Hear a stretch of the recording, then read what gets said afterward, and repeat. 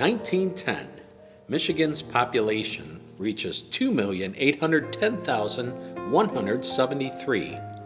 January starts off the year with First Baptist and our neighbor, the Methodist, kitty corner across the street, hosting speakers from the Anti-Saloon League.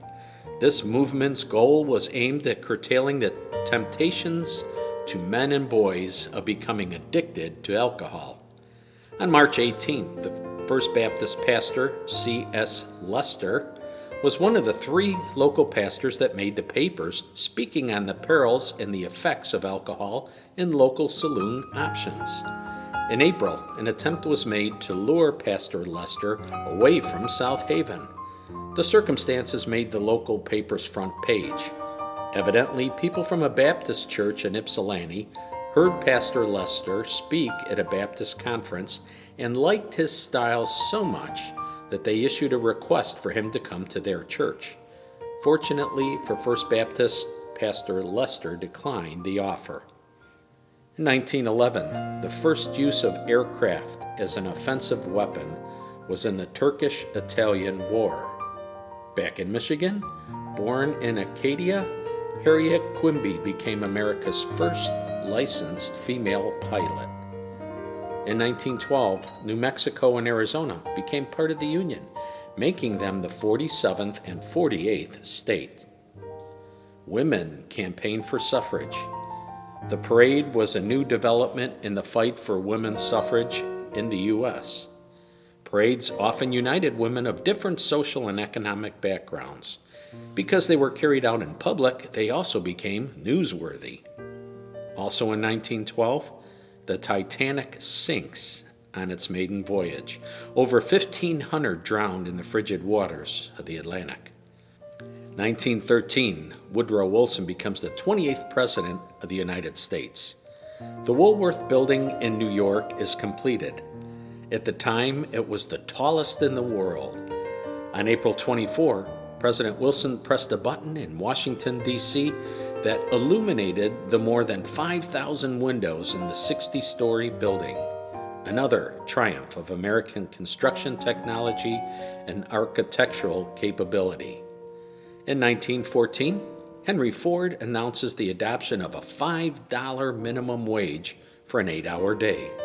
These are the beginnings of mass manufacturing factories.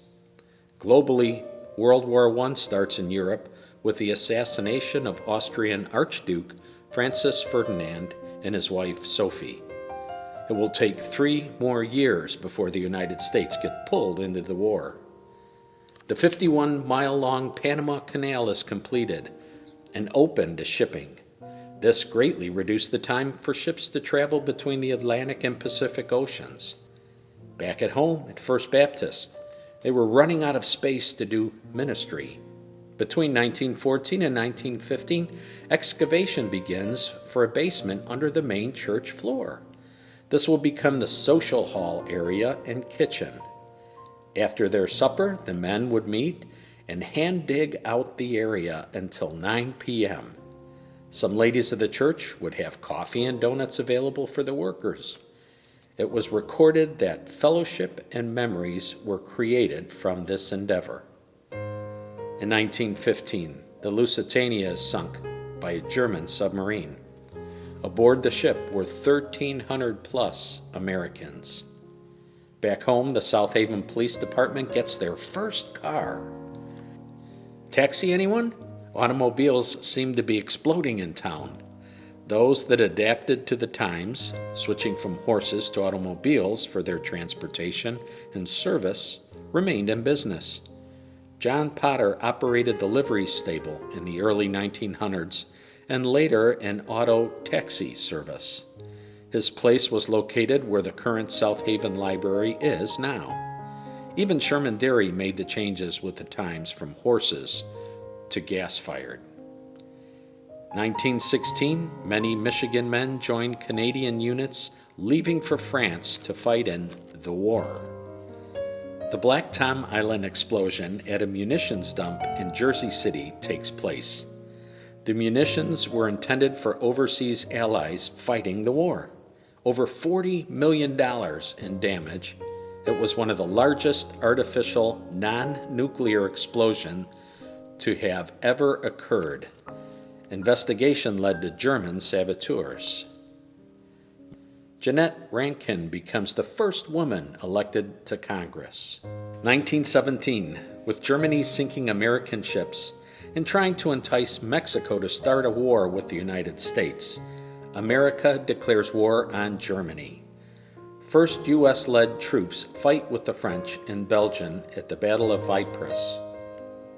In Michigan, the country's first War Preparedness Board is organized. In the first year of the war, Detroit would build 120 ships. It would spend $10 million improving plants for the making of munitions. In 1918, on August 4th, a dedication of the new Moeller pipe organ was held. The new instrument was manufactured in Hagerstown, Maryland. The ceremony was also used in honor and memory of Mrs. J.R. Monroe, donor of the first organ for the church. The total cost of the new organ was $2,000. In mid-October, schools and church services were suspended for a few weeks because of an influenza epidemic, also known as Spanish flu. The influenza strikes the country and much of the world, killing 3,814 in Detroit alone. It is estimated that 500 million, or a third of the world's population, were infected, with an estimated 50 million deaths worldwide. 675,000 of those in the United States. The pandemic would last into 1920.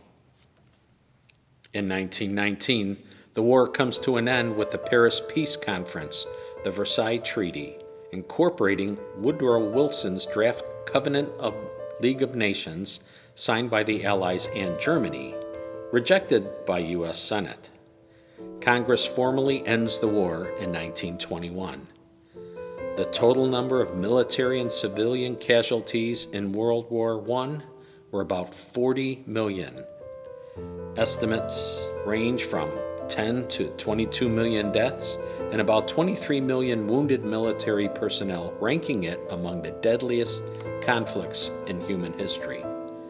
In Washington, D.C., the Constitution is amended with the 18th Amendment, Prohibition.